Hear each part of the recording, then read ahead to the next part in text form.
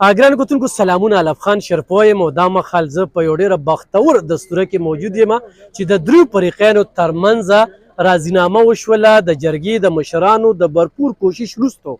په دغه کې مړي شوي، په دغه کې جوبلې شوي وي، په دغه کې په علاقه کې بدامني وه او د علاقه کې ډېر زیات خفګان و.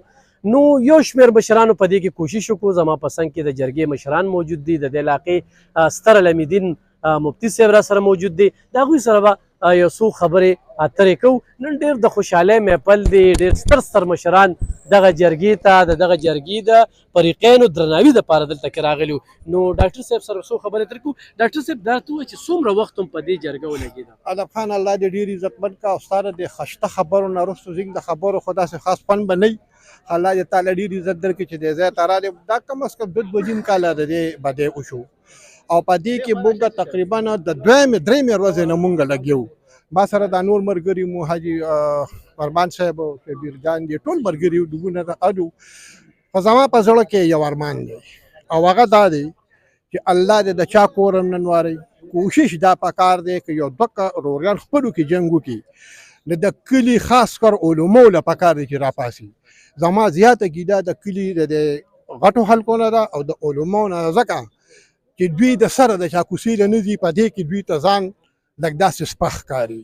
او زه وایم چې په دې کې الله څونه عزت اچولی دی، دا نه په یو کار کې نشته. نه پکار دا دی چې د جومات چې کم عالم دی هغه د خپلې محله کې چې کله څه خبره راځي ورځي دی، او د علاقې چې کوم مشران دي هغوی هم پکار دي. او کوشش دا پکار دی چې خدای پاک د هر چا کور روغ کړي. به دا په اړه ارمان دی. ډېره زیاته مننه. ګرانو کتونکو څنګ کې مې موجود دی ابرار خان مې څنګ کې موجود دی. او ګرانو کتونکو کوم سړک چې جوړیږي نو دا کریډ چې کوم دی زه ابرار خان له ورکوم مطمئن بایپاس ډېر خلک پې نومونه دغه کوي. په ترو باندې کېږي ورو، لکه مطلب دا چې کریډ خو یې ټول ده ته میلاویږي، ځکه چې لکه ده نشاندهي ده د هغه سړک کړی دی. نو ابرار خان ډېره زیاته مننه کوم. خو زه خصوصي د ابرار خان شکریا ادا کوم او اسرار خان چې کوم دی هغه وکړو. فضلامین مې هم څنګ کې ولاړ دی، هغوی سره هم خبرې اترې کوو. او فرمان حاجي صاحب په دې باندې څومره وخت ولګېده، دې کې څو مړي شوي وو، جوبله پکې شوي وه، لږ د دې روغې باره کې. السلام علیکم. زما خوږو وروڼو او خاص کر ستاسو ډېره شکریا ادا کوم چې تاسو دې موقع له راغلی او زموږ د خلکو حوصله افزایي مو کړه. په دې باندې کم از کم 3.5 سال ولګېدل او د 3.5 سال نه دا مسلسل جرګې دي. هر هفته په دې کې جرګه شوې ده او چونکې دا خبره ډېره زیاته خوره وه، د 2 کلو وه.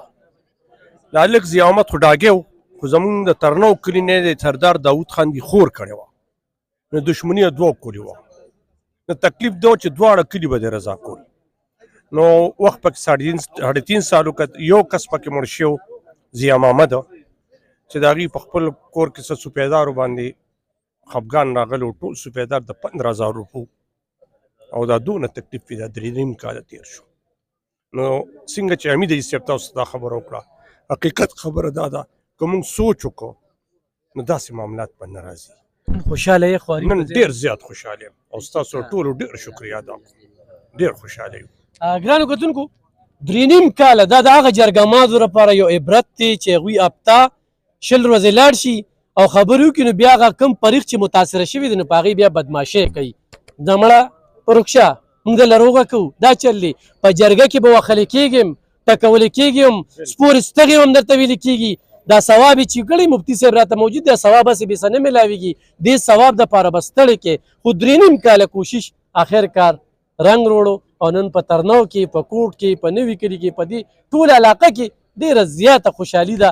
نو زه هغه جرګمارو ته وایم هفته نه وي شوې جرګه په ځای باندې پرېږدي او پکې پیسونه اخلي، پکې پیسې اخلي، نو کور نه جوړېږي. نو د فرمان حاجي صاحب ته زه کریډټ ورکوم، خراج تحسین ورته پیش کوم. په دې علاقه کې دا فضلامین دا سره ولاړ دی، هغه راته غوږ کې د ده صفتونه کوي.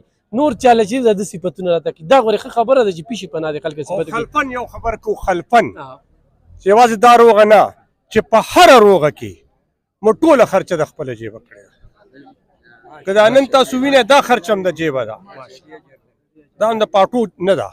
الحمدلله دا جرګه ممبرز ده.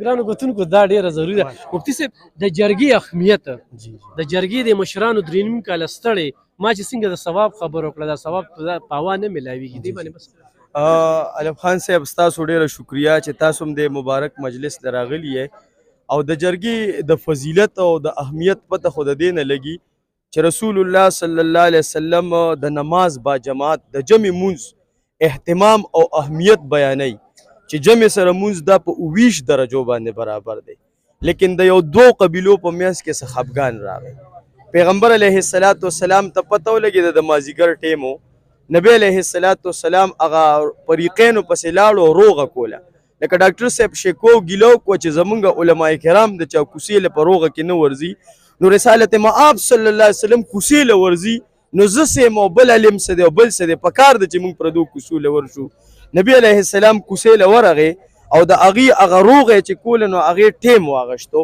تر دې چې د نبی علیه السلام نه په مسجد نبوي کې د مازدیګر د جمع ټیم لاړو رسول الله مبارک جمع قربان کو خو جرګې وکړو او روغه وکړو نو د دې نه اخوا زیات څه اهمیت نشي کېدی وسره رسول الله صلی الله علیه وسلم دو ټوک الفاظ کې وایي چې د نپلی روزې نه د نپلی صدقې نه د نپلی مونځ نه افضل ترین عمل زه تاسو ته ښیم هغه اصلاح ذات البین د خلکو په منځ کې روغه ده او بدترین عمل فساد ذات البین د دو کسانو په منځ کې نفرت پیدا کولو والا تا نبی علیہ السلام شر عباد الله ویلې دی چې بدترین بنده څوک دی چې د دو کسانو په منځ کې قطع تعلق پیدا کوي دشمنی پیدا کوي تربګنی پیدا کوي نو دا بدترین سړی دی او د جنت ته داخلي دی چې بعضې جرګمار پیسونه اخلي بعضې جرګمار یک طرفه کوي بعضې جرګمار چې کم دی نو فریق جوړیږي او بعضې فریقین چې کم دی جرګمار ورشي نو سپورستغې ورته وایي د جرګمارو په موږ باندې ډېر لوی ادب او احترام لازم دی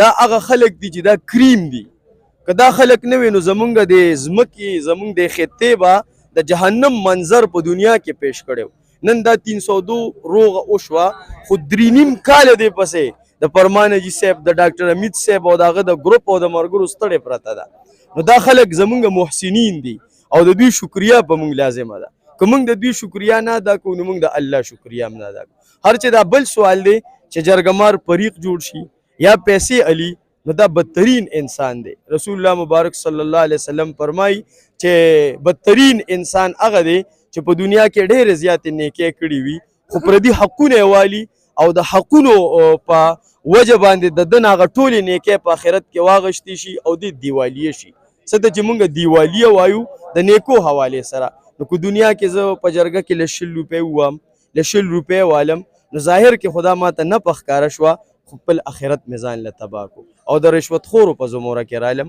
که د چا پره مې وکړه او رشوت خور دا به د جهنم مینځ وایي دا خو د رسول الله ارشاد دی ډېره زیاته مننه کوم ګرانو کتونکو مفتي صاحب ډېرې زبردستې خبرې وکړې زه دلبر ریډیو پیج ګورم خو هلته پټکي والي ما نه پېژانده او زموږ په پیج باندې خو زیاته ویډیو د چا کتلې کېږي نه هغه دې مفتي صاحب کتلې کېږي او هغه علماو ته زه سلام پیش کوم چې حق پرست دي او حقې خبرې کوي څنګه چې ډاکټر خمیس صاحب ووي د کلي په امام باندې ډېره زیاته ذمواري راځي خو د بده مرغه امام صاحب چې کم دی نو هغه سره فرصت نشته دی ګینې په کلیو کې دا روغې ډېرې زر کیدی شي او چې بیا به کې هغه میلو شي نو دا بیا ډېره ظلم کوي خو نن ډېر د خوشحالۍ محفل دی هغه فریقینو ته مبارکي وایو او د جرګې په مشرانو په حوالې سره خو مفتي صاحب خبرې وکړې هغوی خو به یې خوشحاله نو الله دې د دوی دا خاندانونه نور د ورورولۍ شانتې په ژوند تېرولو باندې بوخت ساتي مننه